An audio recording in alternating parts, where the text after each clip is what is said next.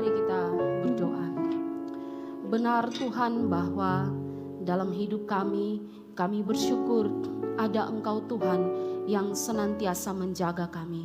Dalam susah, dalam senang, dalam berbagai musim hidup kami, ada tangan Tuhan yang terus menyertai, menjaga dan menuntun kami.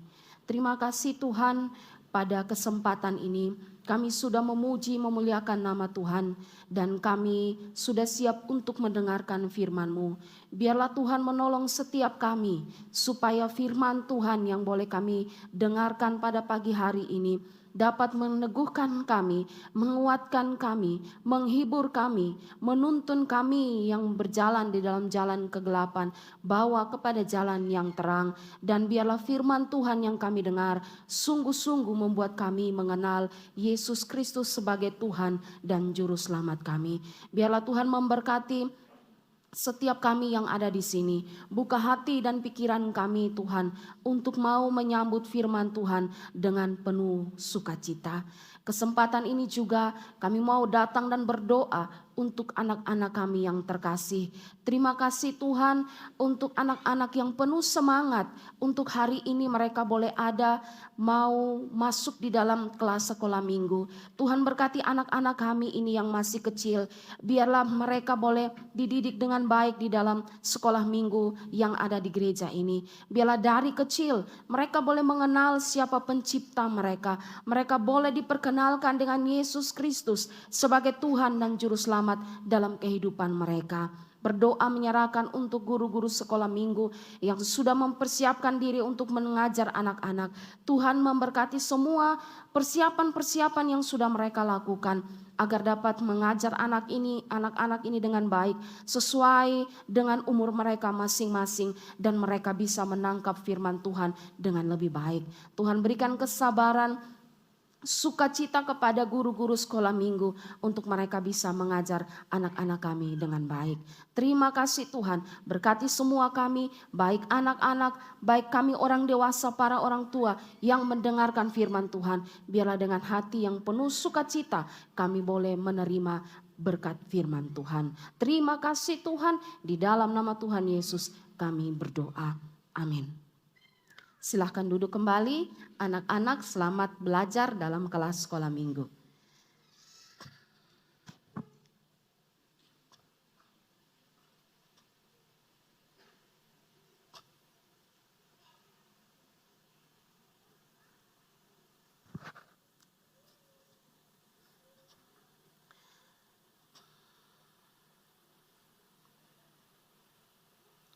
Baik, shalom. Kurang semangat, shalom. Selamat pagi Bapak Ibu jemaat yang terkasih dalam Tuhan. Pagi hari ini kita mau sama-sama merenungkan satu bagian firman Tuhan yang saya pilihkan dengan tema hidup dalam persekutuan Kristen. Hidup dalam persekutuan Kristen, dan yang menjadi dasar pembacaan firman Tuhan pada pagi hari ini terambil di dalam Kisah Para Rasul pasal yang pertama ayatnya yang ke-12 hingga ayatnya yang ke-16. Saya akan membaca bagi kita Kisah pasal 1 ayat 12 sampai ayat yang ke-26. Maka kembalilah rasul-rasul itu ke Yerusalem dari bukit yang disebut Bukit Zaitun, yang hanya seperjalanan sabat jauhnya dari Yerusalem. Setelah mereka tiba di kota, naiklah mereka ke ruang atas tempat mereka menumpang.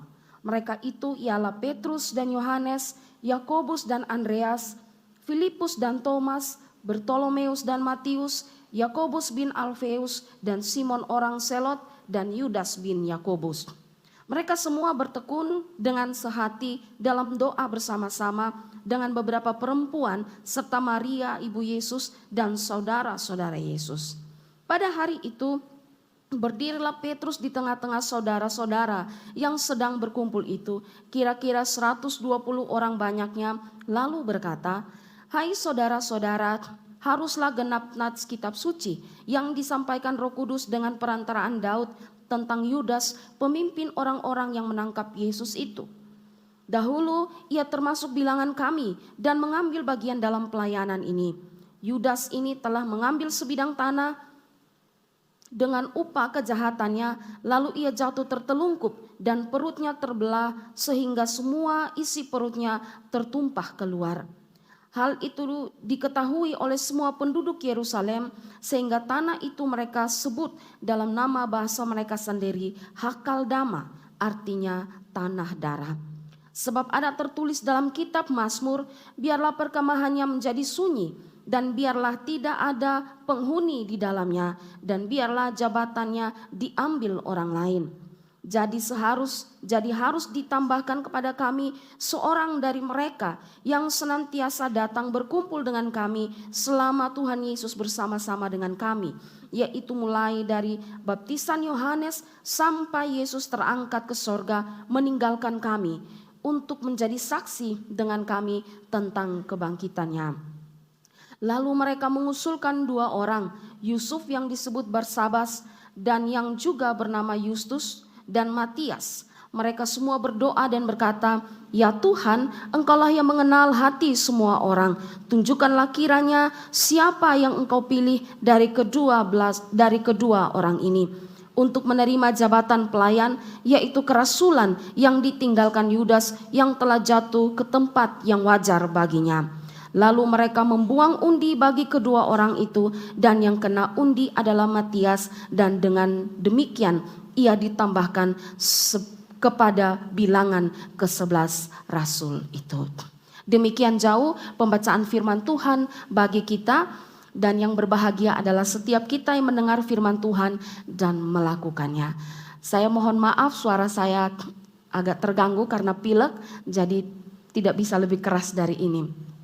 Ya, saudara yang terkasih, kalau kita membaca teks ini, maka teks ini menceritakan bahwa setelah Yesus Kristus naik ke sorga, pada waktu itu dikatakan di dalam ayatnya yang ke-13, murid-murid kemudian kembali ke kota mereka dan mereka naik ke atap rumah, lalu di situ mereka bersekutu bersama-sama. Di dalam ayat 14 itu dibilang bahwa mereka semua bertekun dengan sehati dalam doa bersama-sama. Jadi Yesus Kristus sudah naik, mereka menyaksikan kenaikan Yesus, kemudian mereka kembali naik ke atap rumah, lalu di sana mereka berkumpul dan bersekutu, mereka bertekun dengan sehati, berdoa bersama-sama. Jadi kalau mau dikatakan bahwa ini adalah persekutuan perdana mereka, persekutuan murid-murid yang pertama tanpa kehadiran Yesus Kristus secara fisik bersama-sama dengan mereka.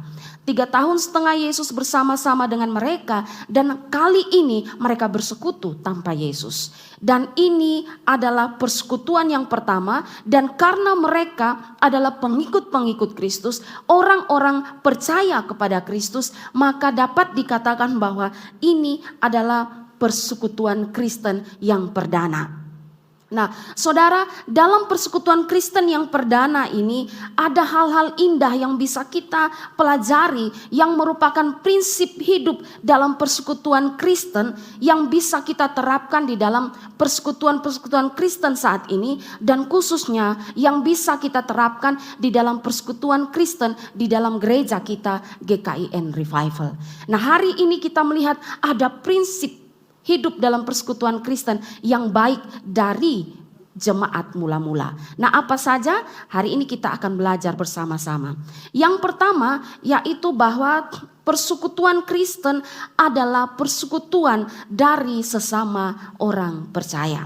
Saudara, yang hadir di dalam persekutuan perdana itu terdiri dari beberapa orang. Yang pertama itu ada rasul-rasul. Di dalam ayat 13 dikatakan, setelah mereka tiba di kota, naiklah mereka ke ruang atas tempat mereka menumpang.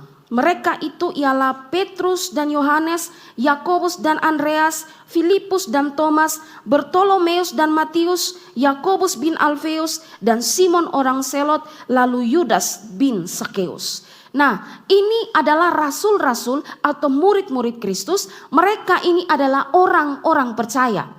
Jadi yang hadir pada persekutuan waktu itu adalah rasul-rasul yang adalah pengikut Kristus. Minim Yudas, dikurangi Yudas karena Yudas Iskariot sudah mati. Dia bukan orang yang percaya. Nah, selain rasul-rasul, ada juga Maria ibu Yesus dan saudara-saudara Yesus. Mereka juga adalah orang percaya. Ayat 14 dikatakan, mereka semua bertekun dengan sehati dalam doa bersama-sama dengan beberapa perempuan serta Maria ibu Yesus dan dengan saudara-saudara Yesus. Jadi ada rasul-rasul, ada Maria ibu Yesus dan saudara-saudara Yesus. Nah, tentang saudara-saudara Yesus ini memang pada awalnya mereka ini bukanlah orang percaya. Mereka tidak percaya kepada Yesus. Di dalam Matius pasal yang ketiga ayat 21 dibilang, waktu kaum keluarganya mendengar hal itu, mereka datang hendak mengambil dia sebab kata mereka, ia tidak waras lagi. Saudara-saudara bilang Yesus itu tidak waras lagi. Yohanes pasal 7 ayat 15, sebab saudara-saudaranya sendiri pun tidak percaya kepadanya. Waktu Yesus masih ada bersama-sama dengan mereka dan mereka melihat apa yang Yesus lakukan, saudara-saudara Yesus itu tidak percaya kepada Yesus. Tapi setelah Yesus naik ke sorga, setelah melihat perjalanan Yesus menderita dan dia naik ke sorga, akhirnya saudara-saudara Yesus ini menjadi orang yang percaya. Karena itu mereka ada di dalam persekutuan Kristen yang pertama bersama dengan murid-murid. Selain rasul-rasul, ibu Yesus dan juga saudara-saudara Yesus, ada juga dikatakan di dalam ayat yang ke-15 itu ada 120 orang yang percaya. Dan 120 orang yang percaya ini terlihat bahwa Petrus menyebut atau menganggap 120 orang ini dengan sebutan saudara. Di dalam kisah pasal 1 ayat 15a dikatakan, pada hari-hari itu berdirilah Petrus di tengah-tengah saudara-saudara yang sedang berkumpul, itu kira-kira 120 orang banyaknya. Jadi itu 120 orang disebut saudara, maka mereka masuk di dalam kumpulan orang-orang yang dianggap orang-orang percaya. Tapi bukti lain bahwa 120 orang yang hadir saat itu adalah orang percaya, karena mereka hadir di situ lalu kemudian mereka berdoa dengan sungguh-sungguh. Ayat yang ke-24 bilang mereka semua berdoa. Jadi di situ mereka berdoa kepada Tuhan dan ini merupakan persekutuan yang luar biasa. Ada rasul-rasul, Maria ibu Yesus, murid-murid, dan ada orang-orang yang percaya 120 orang itu. Sehingga bisa kita simpulkan bahwa persekutuan Kristen adalah persekutuan dari orang-orang percaya atau orang-orang yang beriman kepada Kristus. Lalu pertanyaannya timbul, bagaimana jika ada orang-orang yang tidak percaya ikut di dalam persekutuan Kristen? Kalau ada orang-orang yang tidak percaya kepada Kristus sebagai Tuhan dan Juru Selamat dalam hidup mereka, ada di tengah-tengah kumpulan persekutuan Kristen, maka mereka tidak dapat dikatakan bersekutu. Mereka tidak bisa dikatakan bersekutu, baik itu dengan sesama maupun dengan Tuhan, karena mereka tidak beriman kepada Kristus. Ingat bahwa gelap dan terang itu tidak bisa bersatu. Di dalam 2 Korintus 6 ayat 14 bilang, bagaimanakah terang dapat bersatu dengan gelap? Terang tidak dapat bersatu dengan gelap. Nah saudara, kalau kita melihat tentang definisi persekutuan Kristen dan orang-orang yang ada di dalam persekutuan Kristen adalah orang-orang yang percaya, maka kalau kita lihat zaman sekarang ada banyak persekutuan Kristen, gereja-gereja Kristen yang berisi orang-orang yang tidak percaya. Ada banyak orang yang datang kebaktian, yang datang ikut gereja, tapi sesungguhnya mereka tidak pernah menerima Yesus di dalam hidup mereka. Kita ingat murid Yesus yaitu Yudas. Yudas ini ada di dalam kumpulan para rasul. Dia menjadi salah satu murid Yesus. Dia turut dalam pelayanan bersama-sama dengan Yesus. Tapi faktanya dia bukanlah orang percaya. Faktanya adalah dia bukan orang yang sungguh-sungguh membuka hatinya dan melihat apa yang Yesus kerjakan itu dan menjadi percaya. Berarti Yudas ada juga di dalam persekutuan Kristen bersama dengan murid-murid dan Yesus pada saat itu. Kalau kita melihat kisah tentang Ananias dan Safira di dalam kisah para rasul itu, mereka adalah jemaat mula-mula. Suami istri ini ada di dalam jemaat mula-mula, tapi ternyata mereka tidaklah orang percaya sungguh-sungguh. Hal ini terlihat dari tindakan Safira dan Ananias yang kemudian menjual sebidang tanah dan lalu menahan sebagian hasil penjualan tanah mereka dan memberikan sisanya kepada rasul-rasul. Kalau kita lihat tentang kehidupan jemaat mula-mula, bahwa jemaat mula-mula hidup dalam kasih, apa yang mereka punya mereka jual, lalu mereka berikan kepada rasul-rasul untuk dibagikan kepada jemaat-jemaat yang lain yang berkekurangan. Dan rupa-rupanya Safira dan Ananias ini ingin melakukan hal itu, tapi mereka tidak melakukannya secara jujur. Kalaupun mereka mau menahan sebagian dari hasil penjualan tanah mereka, itu wajar, tidak apa-apa. Tapi justru yang mereka lakukan adalah mereka berdusta, membawa itu kepada rasul-rasul. Dan kalau kita lihat akhir dari kisah hidup suami istri ini, mereka mati. Karena apa? Karena mereka mendustai Roh Kudus, mendustai Tuhan. Nah, ini membuktikan bahwa mereka itu bukanlah orang percaya.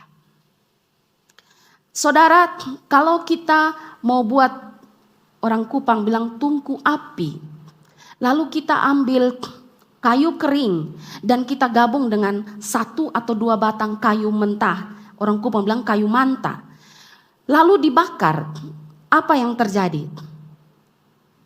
Pasti terbakar, bukan? Terbakar itu bukan karena terbakar itu, dan kalau kita lihat kayu yang mentah itu juga ikut terbakar dalam kumpulan kayu yang kering. Tapi ketika kayu-kayu itu kita pisahkan satu demi satu, maka nampak bahwa kayu yang mentah itu, orang Kupang bilang kayu yang mantah itu tidak terbakar. Yang terbakar hanya kayu kering dan kayu mentah tidak terbakar. Ini saya mau katakan bahwa banyak kita yang seperti kayu mentah ada di tengah-tengah kayu kering. Kita lihat ada banyak orang Kristen yang pandai menghafal Alkitab, rajin gereja, ada di dalam pelayanan. Dan kita melihat bahwa hidup mereka baik, padahal mereka belum sungguh-sungguh percaya kepada Kristus. Ada di tengah persekutuan Kristen, jadi kita tampak bahwa oh dia sudah orang percaya. Tapi sebenarnya secara pribadi dia belum menerima Yesus sebagai Tuhan dan Juru Selamat secara pribadi. Itulah sebabnya dalam perumpamaan gandum, lalang di antara gandum, itu banyak terjadi saat ini. Nah, itu berarti bahwa orang-orang yang tidak percaya kepada Kristus hadir di dalam persekutuan Kristen, mereka tidak bisa dikatakan bersekutu, baik dengan sesama maupun dengan Tuhan. Nah, kalau begitu bagaimana dengan orang yang hadir, yang belum percaya hadir di tengah persekutuan Kristen? Maka orang tersebut harus segera percaya kepada Yesus Kristus sebagai Tuhan dan Juru Selamat. Ingat bahwa tanpa iman kepada Dia, tanpa iman kepada Yesus Kristus, kita tidak bisa bersekutu dengan Tuhan ataupun dengan sesama. Tanpa iman kepada Yesus Kristus, semua perbuatan baik yang kita lakukan, semua kegiatan, aktivitas kerohanian yang kita lakukan sekalipun, itu tidak diperhitungkan dan itu dianggap dosa. Karena apa? Karena kita tidak beriman kepada Kristus. Tanpa iman kepada Kristus, kita tidak bisa bersekutu dengan Dia. Nah, kalau begitu tugas gereja juga berat. Tugas gereja juga adalah harus ingat bahwa semua yang datang ada di dalam persekutuan Kristen, tidak semua orang percaya.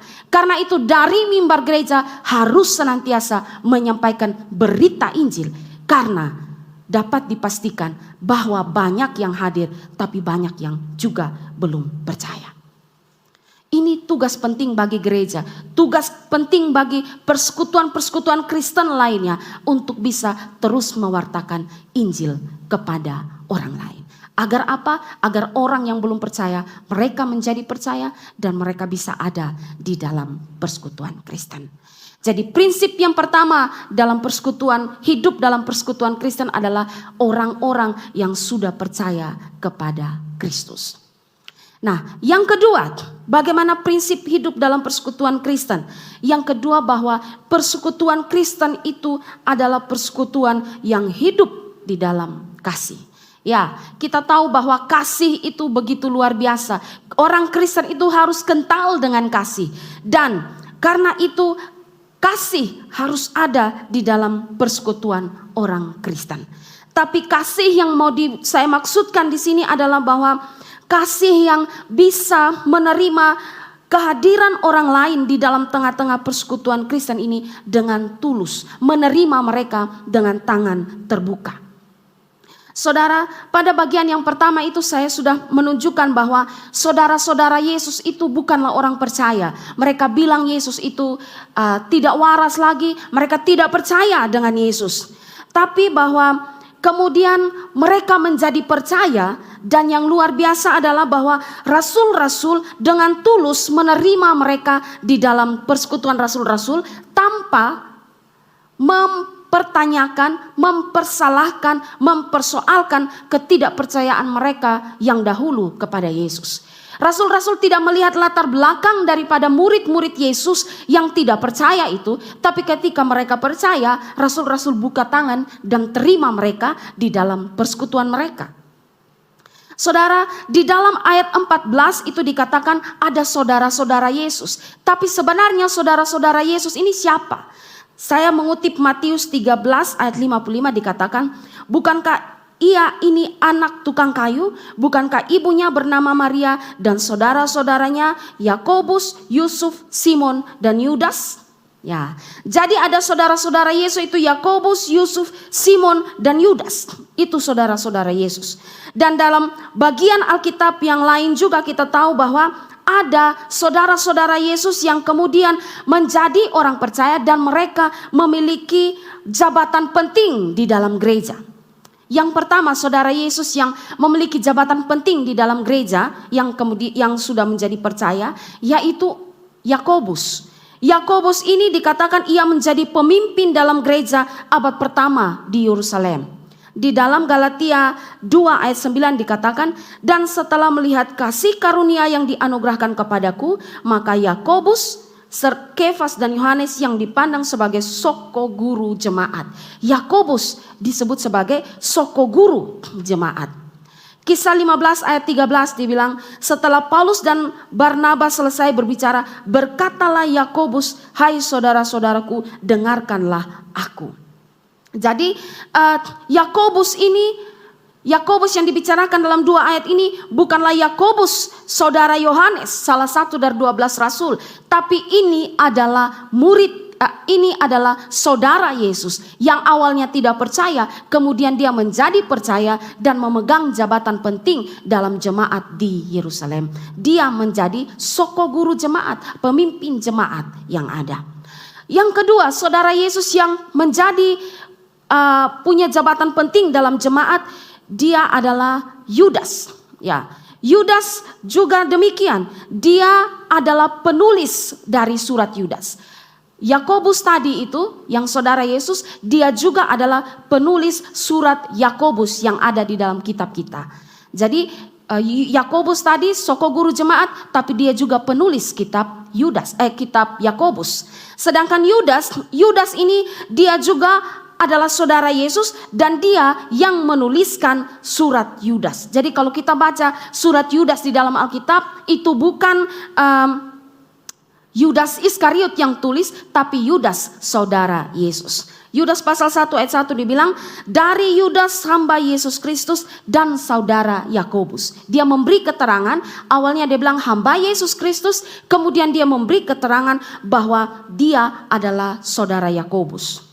Ya, nah saudara, dari sini kita bisa melihat bahwa mereka bisa ada di dalam persekutuan orang-orang percaya. Semua ini tidak terlepas dari ketulusan para rasul untuk menerima mereka di dalam persekutuan mereka. Para rasul tidak mengucilkan Yakobus dan saudara-saudara Yesus yang lain karena ketidakpercayaan mereka atau hal-hal lain yang mereka lakukan kepada Yesus pada waktu masih ada bersama-sama dengan mereka.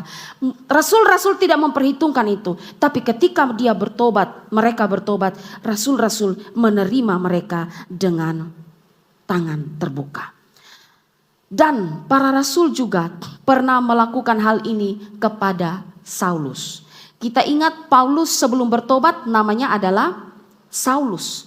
Dan ketika Saulus bertobat, para rasul kemudian menerima Saulus yang adalah Paulus itu di dalam persekutuan mereka. Galatia 1 ayat 18. Lalu 3 tahun kemudian aku pergi ke Yerusalem untuk mengunjungi Kefas dan aku menumpang 15 hari di rumahnya.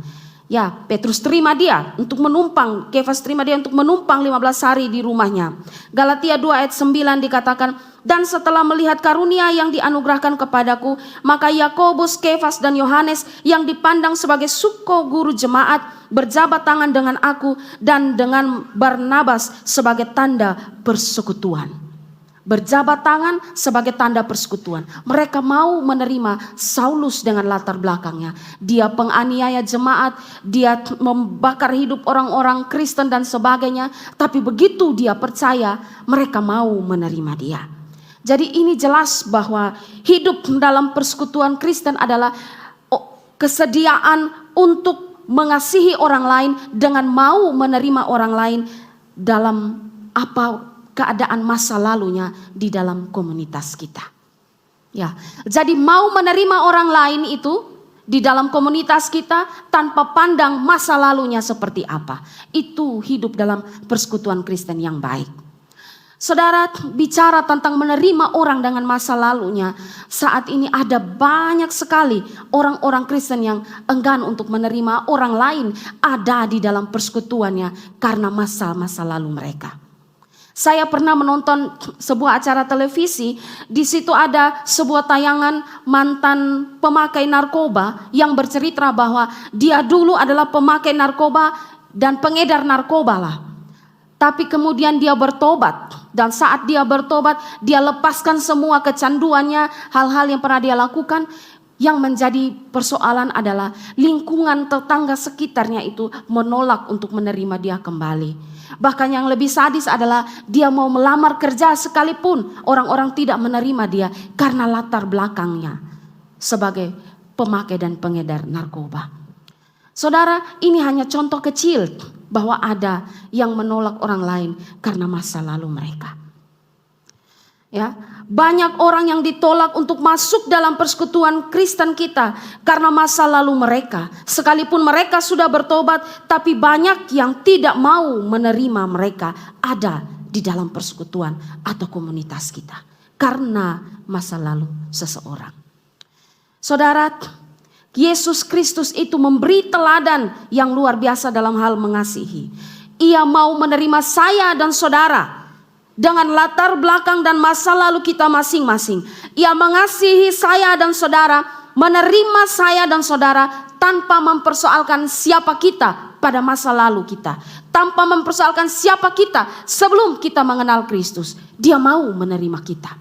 Karena itu di dalam Yohanes pasal 6 ayat 37 dikatakan, semua yang diberikan Bapa kepadaku akan datang kepadaku, dan barang siapa datang kepadaku, ia tidak akan kubuang. Siapapun, dosa sebesar apapun, latar belakang yang bejat sekalipun, datang kepada Kristus, dia tidak akan dibuang, tapi dia akan diterima. Teladan yang luar biasa, bukan? Kisah tentang anak yang hilang, kalau kita lihat di dalam Lukas pasal 15 kalau tidak salah. Sang bapak itu mau menerima anaknya kembali tanpa melihat apa yang pernah dilakukan oleh anaknya. Ketika anak bungsunya datang, bapaknya sudah menunggu di depan pintu, menerima dia kembali tanpa pernah mengungkit atau melihat apa yang pernah dilakukan oleh anak bungsu itu. Bapaknya dengan tangan terbuka mau menerima anak bungsu itu. Saudara, harusnya kita belajar dari teladan Yesus Kristus yang mengasihi kita tanpa melihat siapa kita dahulu. Kita pun harus menerapkan kasih yang demikian dalam hidup persekutuan Kristen, dalam hidup berjemaat, dalam hidup dengan sesama. Kasih yang menerima orang lain sebagai saudara dan tidak seperti mengingat masa lalu mereka. Kasih yang menerima orang lain sebagai saudara dan tidak peduli apapun masa lalu mereka. Karena itu saudara, kalau ada orang yang dulunya hidup dalam kehidupan malam, gonta-ganti perempuan, selingkuh, hidup dalam persinahan, ketika dia sudah bertobat dan mau ada dalam komunitas Kristen kita, buka tangan lebar-lebar dan terima mereka. Tanpa mengungkit, menggosip tentang masa lalu mereka. Ya. Kalau ada orang yang dulunya hidup di dalam kemabukan, hidup dalam judi, miras, rokok, hidup yang nakal sekalipun, kalau dia datang dalam komunitas kita, dia sudah bertobat, datang dalam komunitas kita, buka tangan lebar-lebar, terima dia tanpa mempedulikan masa lalunya. Kalau ada orang yang dulunya pemakai narkoba, pengedar sekalipun, kalau dia sudah bertobat, terima Yesus sebagai Tuhan dan Juru Selamat secara pribadi, ada mau bergabung dalam komunitas kita, buka tangan kita lebar-lebar, terima mereka sebagai saudara di dalam Tuhan. Bahkan ada pelacur sekalipun yang bertobat dan mau ada di dalam komunitas kita, buka tangan kita lebar-lebar dan terimalah mereka. Karena apa? Saya dan saudara punya masa lalu. Dan kalau Kristus mau pakai untuk menerima kita berdasarkan masa lalu kita, kita semua tidak layak.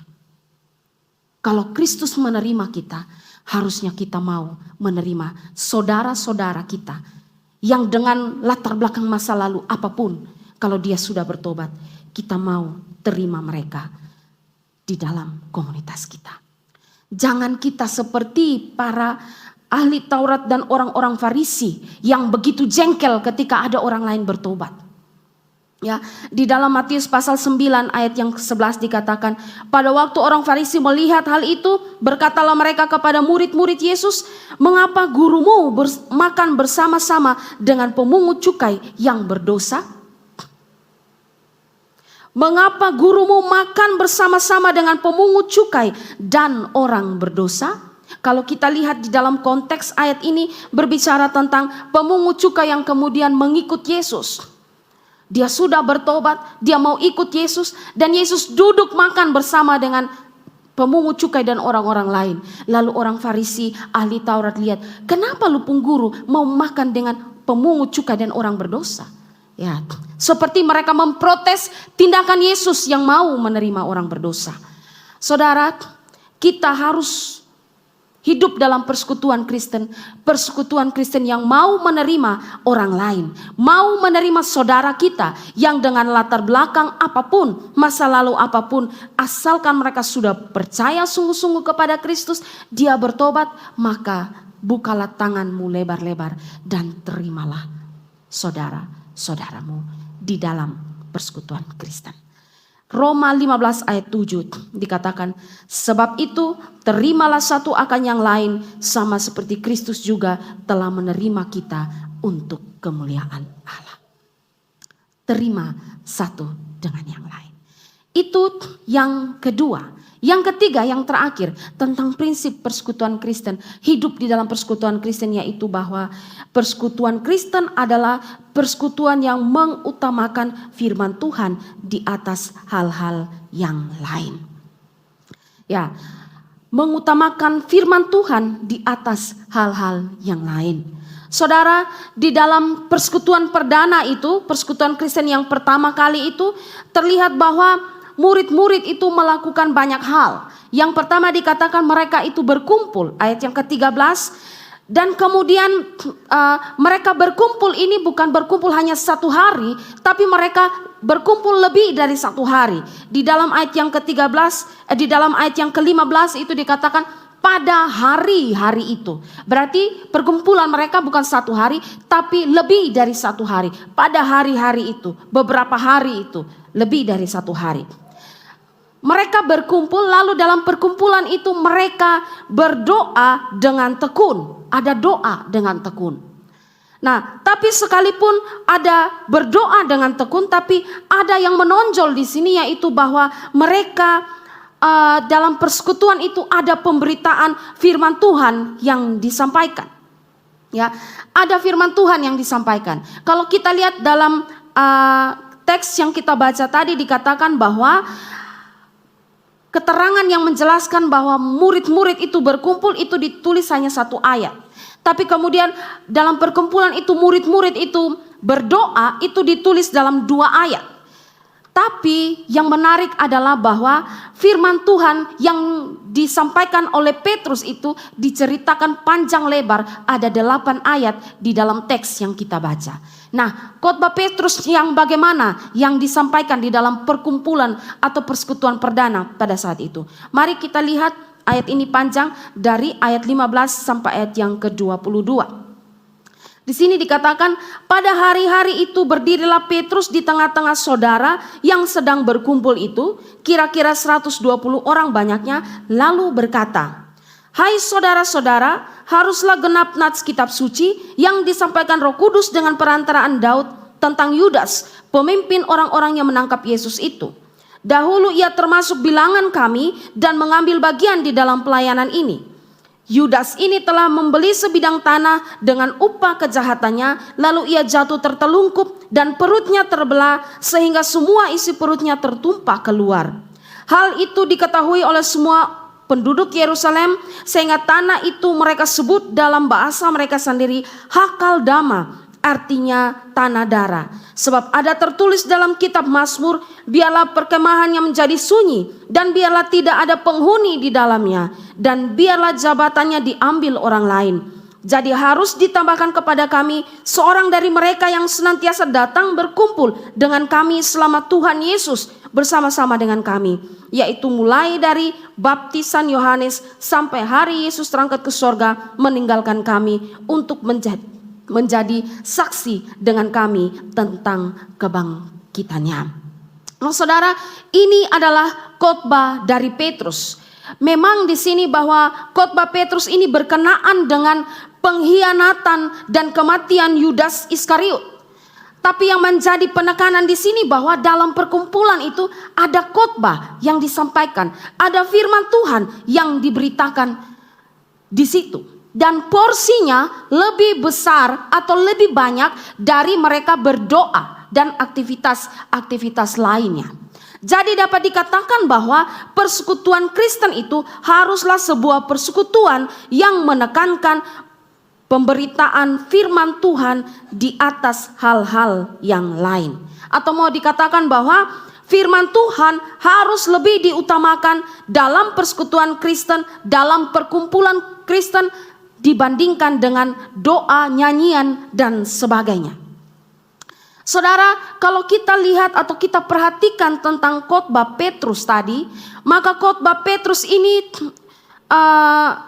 mengacu pada kitab suci sebagai dasar untuk menyokong dari khotbah Petrus. Kalau kita lihat di ayat 16 itu Petrus mulai dengan, "Hai saudara-saudara, haruslah genap nats kitab suci." Ya. Lalu kemudian dia sambung bahwa yang disampaikan Roh Kudus dengan perantaraan Daud tentang Yudas, pemimpin orang yang menangkap Yesus itu. Ya, jadi di sini Petrus kelihatannya berkhotbah tentang pengkhianatan Yudas, dan kelihatannya ini mengacu pada Mazmur 41 ayat yang ke-10. "Bahkan sahabat karibku yang kupercayai, yang makan rotiku, telah mengangkat tumitnya terhadap aku." Dia mengutip Mazmur 41 ayat yang ke-10 untuk membicarakan tentang pengkhianatan Yudas. Mazmur 55 ayat 13 sampai 16. "Kalau musuhku yang mencela aku masih dapat menanggungnya. Kalau pembenciku yang membesarkan diri terhadap aku masih dapat menyembunyikan diri terhadap dia. Tapi engkau yang dekat dengan aku, temanku dan orang kepercayaanku, kami yang bersama-sama bergaul dengan baik dan masuk dalam rumah Allah di tengah-tengah keramaian. Biarlah maut menyergap mereka, biarlah mereka turun hidup-hidup ke dalam dunia orang mati, sebab kejahatan ada di kediaman mereka yang dalam batin mereka." Jadi ketika Petrus berkhotbah tentang pengkhianatan Yudas, ini dia mengutip atau mengacu pada kedua kitab Mazmur dengan ayat-ayat yang sudah kita baca tadi. Bahkan juga ketika Petrus berkata di dalam ayat yang ke-20 dari Kisah Para Rasul pasal 1 dikatakan, Sebab ada tertulis dalam kitab Mazmur, biarlah berkemahnya menjadi sunyi, dan biarlah tidak ada penghuni di dalamnya, dan biarlah jabatannya diambil orang lain. Dan ini sama dengan Mazmur 69 ayat 26.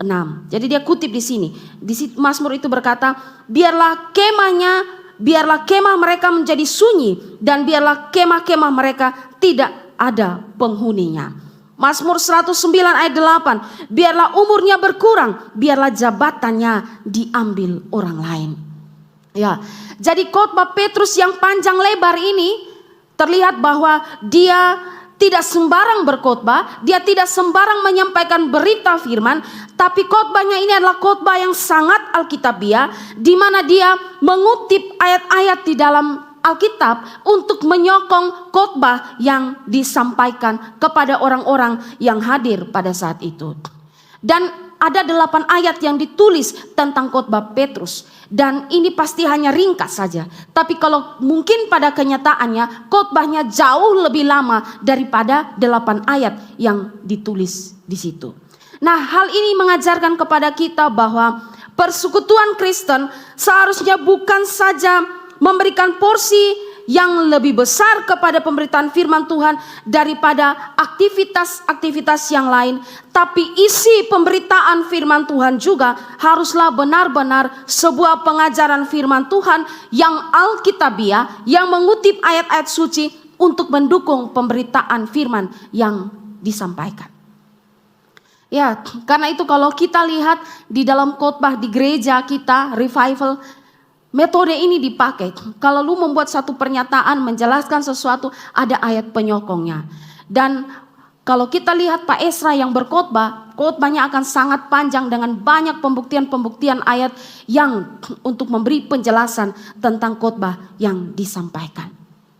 Namun persoalannya saudara, sekarang ini ada banyak gereja yang tidak mengutamakan firman Tuhan yang alkitabiah dengan pengajaran firman Tuhan yang ketat di dalamnya, tapi mereka lebih banyak mengutamakan liturgi mereka, puji-pujian bisa sampai 1 jam, khotbah hanya 15 menit, ya.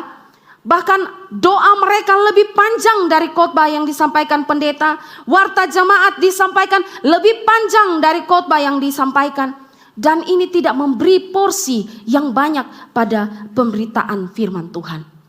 Bahkan juga ada banyak pengkhotbah yang mengajar firman Tuhan tidak secara ketat, tapi mereka sibuk mendongeng, membuat lelucuan-lelucuan.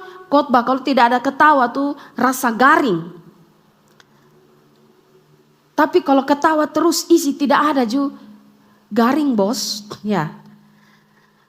Banyak pengkhotbah yang hanya mengumbar lelucon, menceritakan pengalaman-pengalaman pribadi yang panjang lebar, dan banyak prinsip-prinsip duniawi masuk di dalam pemberitaan firman Tuhan. Motivator-motivator ya, sekuler, mereka jadi pengkhotbah dan akhirnya banyak penyesat.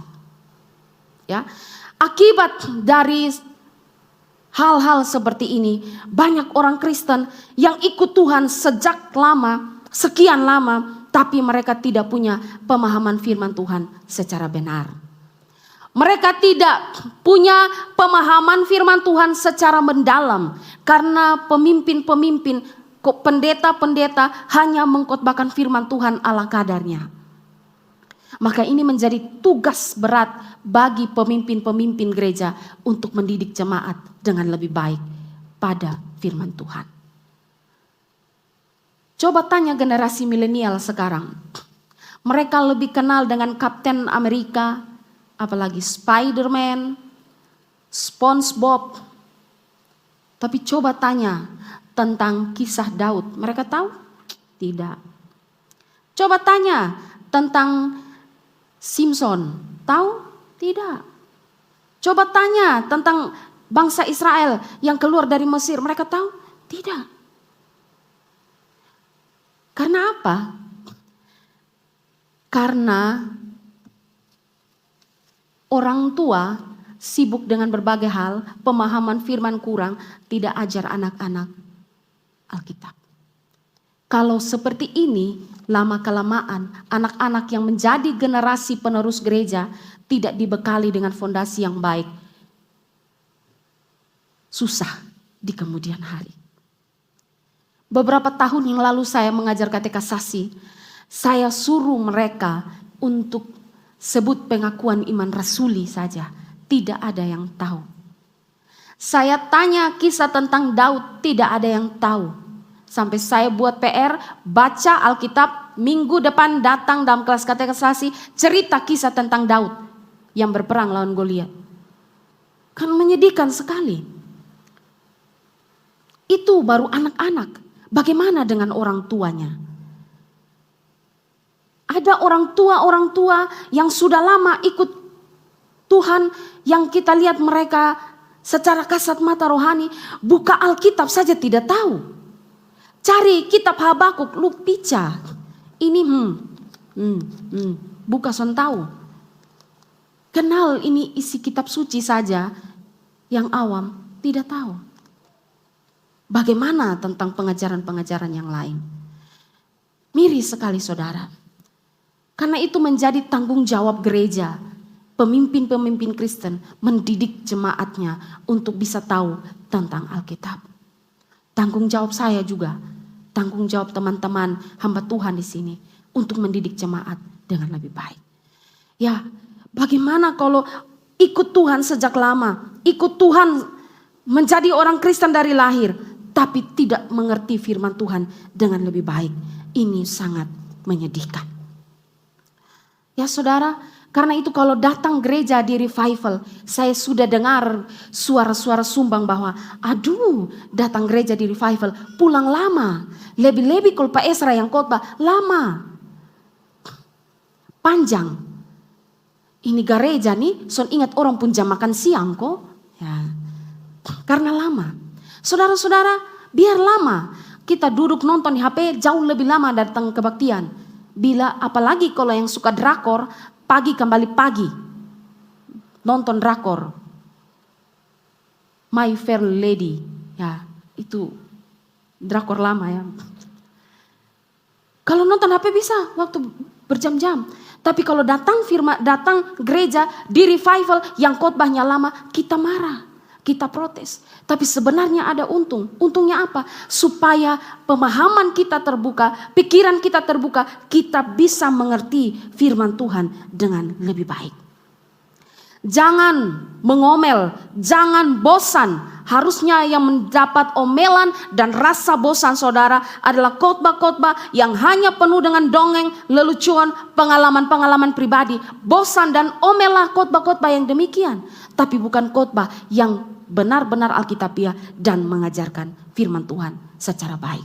Itu menolong kita untuk apa? Mengerti firman Tuhan. Firman Tuhan kalau kita mengerti, kita tidak mudah terombang-ambing kalau kita dilanda oleh badai hidup.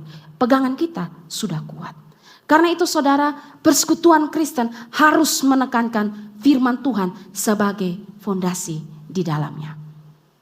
Gereja kita ini sudah libur PA sudah sekian lama. Hampir mau 2 atau 3 tahun kita sudah tidak ada PA. Dan hari Rabu kemarin sudah dimulai dari komisi PI pengajaran untuk membuat kelas PA. Saya mengajak jemaat untuk ada di dalam kelas PA. Karena di dalam kelas pemahaman dan pendalaman iman Kristen yang sekarang ini akan menolong kita untuk belajar tentang Alkitab, belajar tentang pengajaran firman Tuhan yang baik, supaya itu bisa menjadi fondasi yang baik bagi kita dalam hidup ini. Jangan lupa ada PA tiap hari Rabu jam 6 sore di GKIN Revival. Jangan bosan-bosan untuk datang. Karena persekutuan Kristen adalah persekutuan yang memberi porsi pada berita firman jauh lebih banyak. Saudara yang terkasih, kita sudah lihat 3 prinsip hidup dalam persekutuan Kristen. Bahwa persekutuan Kristen adalah persekutuan yang terdiri dari sesama orang percaya. Kalau ada orang yang tidak percaya hadir dalam persekutuan Kristen, dia tidak dikatakan bersekutu, baik dengan Tuhan maupun dengan sesama. Kalau begitu, dia harus percaya kepada Yesus Kristus sebagai Tuhan dan Juru Selamat. Yang kedua, persekutuan Kristen adalah persekutuan yang hidup dalam kasih dengan menerima semua orang yang sudah bertobat dengan latar belakang yang sebejat apapun, terima mereka dengan tangan terbuka dan penuh kasih dalam persekutuan kita.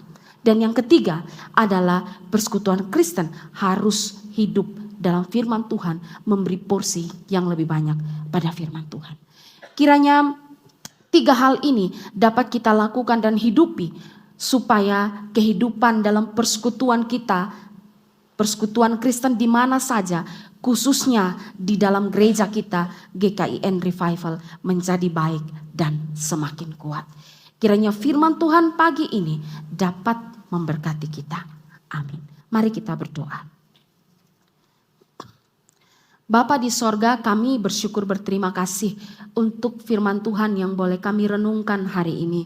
Kami berdoa Tuhan, biarlah apa yang sudah kami dengar hari ini dapat kami lakukan dan kami hidupi dalam kehidupan kami. Tuhan menolong supaya kami bisa mengerti prinsip-prinsip dalam persekutuan Kristen ini untuk kami bisa terapkan di dalam kehidupan persekutuan Kristen di mana saja dan khususnya kepada jemaat kami GKIN Revival. Tuhan memberkati setiap kami yang mendengar, biarlah kami bisa dengan sukacita menerima firman Tuhan ini. Hamba-Mu yang sudah selesai menyampaikan firman, hamba berdoa biarlah Tuhan juga meneguhkan firman Tuhan ini untuk hamba bisa melakukannya dengan baik.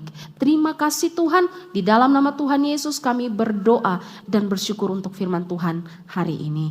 Amin.